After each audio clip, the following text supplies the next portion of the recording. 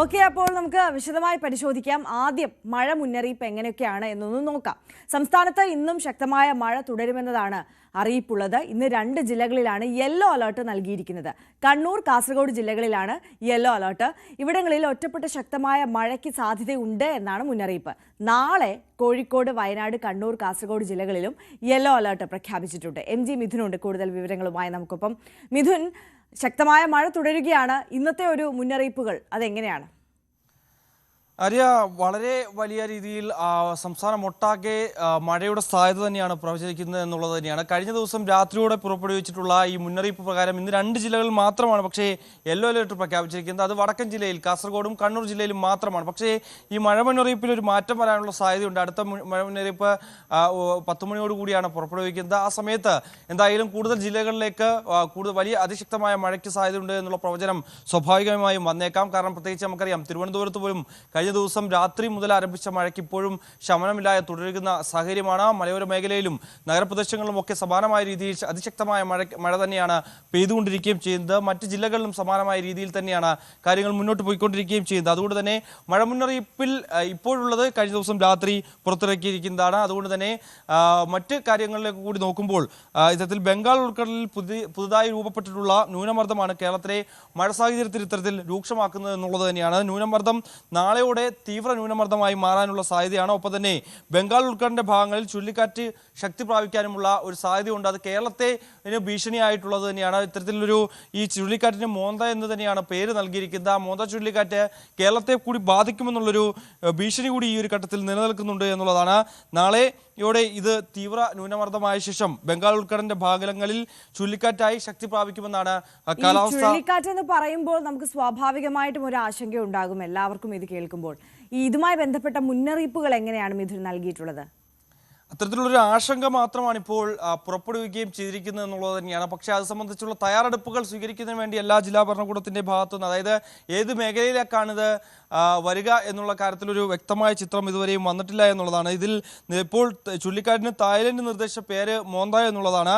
എന്നാൽ ഇന്നും നാളെയും സംസ്ഥാനത്ത് പൊതുവെ മഴയുടെ ശക്തി കുറയാനുള്ള സാധ്യത കൂടി ഈ ഒരു ഘട്ടത്തിൽ കാലാവസ്ഥാ നിരീക്ഷണ കേന്ദ്രം മുന്നറിയിപ്പ് നൽകുന്നുണ്ട്. ബംഗാൾ ഉൾക്കടലിൽ രൂപപ്പെടാൻ പോകുന്ന ഈ ചുഴലിക്കാറ്റ് അത് ഏത് തരത്തിലാകാം ആഞ്ഞു വീശിയടിക്കാൻ പോകുന്നതെന്നൊക്കെ നമുക്ക് കണ്ടറിയേണ്ടിയിരിക്കുന്നു. എന്തായാലും നിലവിലെ സാഹചര്യത്തിൽ അറബിക്കടലിൽ തീവ്ര ന്യൂനമർദ്ദം അത് നാളെ അതിതീവ്ര ന്യൂനമർദ്ദമായി മാറും. അത് മധ്യകിഴക്കൻ അറബിക്കടലിനും ഒപ്പം തന്നെ അതിനോട് ചേർന്ന് കർണാടക, വടക്കൻ കേരള തീരപ്രദേശങ്ങൾക്കും ആ ഭാഗങ്ങളിലേക്ക് ചക്രവാത ചുഴിയായി മാറി ഒരു അതിതീവ്ര ന്യൂനമർദ്ദമായി വന്നു ചേരുമെന്നാണ് ഇപ്പോൾ കാലാവസ്ഥാ നിരീക്ഷണ കേന്ദ്രം മുന്നറിയിപ്പ് നൽകുന്നത്. മറ്റൊന്ന് ബംഗാൾ ഉൾക്കടലിലുള്ള ന്യൂനമർദ്ദമാണ്. അതിൻ്റെ സൂചനകൾ കൂടി പുറത്തു വരുന്നുണ്ട്. അത് വലിയ ന്യൂനമർദ്ദമായി ശക്തി പ്രാപിച്ചു കഴിഞ്ഞിരിക്കുന്നു എന്നുള്ളതാണ്. ഇത് പടിഞ്ഞാറ്, വടക്ക് പടിഞ്ഞാറ് ദിശയിലേക്ക് നീങ്ങി ഇന്നത് തെക്ക് കിഴക്കൻ ബംഗാൾ ഉൾക്കടലിനോടും ഒപ്പം തന്നെ അതിനോട് ചേർന്നുള്ള മധ്യ ബംഗാൾ ഉൾക്കടലിൻ്റെ ഭാഗത്ത് തീവ്ര ന്യൂനമർദ്ദമായി ശക്തി പ്രാപിക്കാനും ഉള്ള സാധ്യതയാണ് കാണുന്നത്. 27-ാം തീയതി, അതായത് തിങ്കളാഴ്ചയോടുകൂടിയാണ് ഈ ഒരു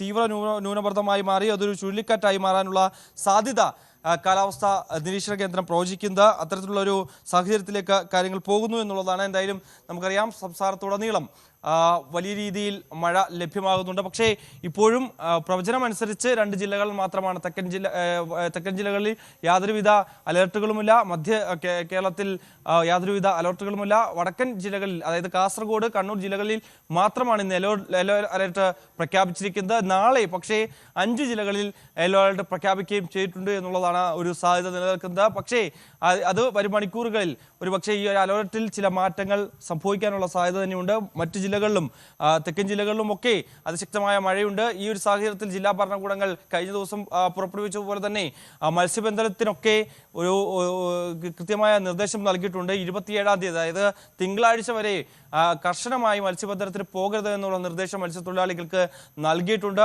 അതിശക്തമായ കാറ്റ് വീശാനുള്ള സാധ്യതയുണ്ട്. 40 കിലോമീറ്റർ മുതൽ 60 കിലോമീറ്റർ വരെ വേഗത്തിൽ കാറ്റ് ആഞ്ഞു വീശാനുള്ള സാഹചര്യം കണക്കിലെടുത്തുകൊണ്ട് ഒരു കാരണവശാലും ഇത്തരത്തിൽ കടലിലേക്ക് പോകാൻ പാടില്ല എന്നുള്ള നിർദ്ദേശം മത്സ്യത്തൊഴിലാളികൾക്ക് നൽകിയിട്ടുണ്ട്. ഒപ്പം തന്നെ ഈ മലയോര മേഖലകളിൽ അല്ലെങ്കിൽ ഇടുക്കി, കോട്ടയം അടക്കമുള്ള ജില്ലകളിൽ ഇത്തരത്തിൽ രാത്രി കാലങ്ങളിൽ ഒപ്പം തന്നെ മലയോര പ്രദേശ പ്രദേശങ്ങളിൽ താമസിക്കുന്നവരൊക്കെ രാത്രി കാലങ്ങളിൽ ഒരു കാരണവശാലും, അതായത് അടിയന്തര സാഹചര്യം ഉണ്ട് എങ്കിൽ മാത്രം ഇത്തരത്തിൽ രാത്രി യാത്ര നടത്തുക എന്നുള്ളതാണ്. അല്ലാതെ ഒരു കാരണവശാലും ഇത്തരത്തിൽ രാത്രിയിൽ യാത്ര നടത്താൻ പാടില്ല. ഒരു പരിധി വരെയെങ്കിലും അത് ഒഴിവാക്കാൻ നിർബന്ധരാകണമെന്നുള്ള നിർദ്ദേശമൊക്കെ നൽകിയിട്ടുണ്ട്. അത് പ്രത്യേകിച്ച് മണ്ണിടിയാനുള്ള സാധ്യതയുണ്ട്. മലയോര മേഖലയായതിനാൽ തന്നെ ഉരുൾപൊട്ടൽ ഭീഷണി നിലനിൽക്കുന്ന പ്രദേശങ്ങളുണ്ട്. പ്രത്യേകിച്ച് കൊല്ലം ജില്ലയിൽ പോലും കഴിഞ്ഞ ദിവസങ്ങളിൽ ഇത്തരത്തിൽ പുനലൂരടക്കമുള്ള പ്രദേശങ്ങളിൽ ഇത്തരത്തിൽ മണ്ണിടിയുകയും ഒപ്പം തന്നെ ഉരുൾപൊട്ടൽ ഉണ്ടായിട്ടുള്ള ചില സംശയങ്ങൾ പിന്നീട് ജിയോളജിക്കൽ സർവേ ഡിപ്പാർട്ട്മെന്റ് നടത്തി പരിശോധനയൊക്കെ അവർ ചൂണ്ടിക്കാണിക്കുകയും ചെയ്തൊരു പശ്ചാത്തലമാണ്. അതുകൊണ്ട് തന്നെ ഈ മേഖലകളിലൊക്കെ താമസിക്കുന്നവരൊക്കെ അടിയന്തരമായി മാറ്റി താമസിപ്പിക്കണമെന്നുള്ള നിർദ്ദേശം അവർ തന്നെ മുന്നോട്ട് വെക്കുകയും ചെയ്തു. ഇത് പല ജില്ലകളിലും പല മേഖലകളിലും മലയോര മേഖലയിലാണ് പ്രത്യേകിച്ച് ഇത്തരത്തിലുള്ള സാഹചര്യം നിലനിൽക്കുന്നത്. അതുകൊണ്ട് തന്നെ അതൊക്കെ സംബന്ധിച്ചുള്ള നിർദ്ദേശങ്ങൾ നൽകുകയും ചെയ്തിട്ടുണ്ട്. ഒപ്പം തന്നെ ഈ നദികളിൽ വെള്ളം ക്രമാതീതമായി ഉയരുന്ന ഒരു പശ്ചാത്തലം, ആ സാഹചര്യം കണക്കിലെടുത്തുകൊണ്ട് നദികളുടെ തീരത്ത് താമസിക്കുന്നവർ ഏതെങ്കിലും അടിയന്തര സാഹചര്യം ഉണ്ടായാൽ അവിടുന്ന് ഒഴിഞ്ഞു പോകാൻ അല്ലെങ്കിൽ അവരെ മാറ്റി പാർപ്പിക്കുന്നതിന് വേണ്ടിയുള്ള സംവിധാനങ്ങൾ അത് സജ്ജമാക്കണമെന്നുള്ള നിർദ്ദേശമൊക്കെ നൽകിയിട്ടുണ്ട്. മുൻകാലങ്ങളിലൊക്കെ ഇത് ചെയ്യാറുള്ളതാണ്. അങ്ങനെ ഏതെങ്കിലും ഒരു അടിയന്തര സാഹചര്യം ഉണ്ടായാൽ അവിടെ നിന്ന് മാറി താമസിക്കാൻ തയ്യാറാകണമെന്നുള്ള അഭ്യർത്ഥന കൂടി ഇത്തരത്തിൽ ഈ ജില്ലാ ഭരണകൂടങ്ങൾ നൽകുന്നുണ്ട്. എന്നാലും നിലവിലെ സാഹചര്യത്തിൽ നമുക്കറിയാം സംസ്ഥാനത്ത് അതിശക്തമായ മഴ തുടരുകയാണ്.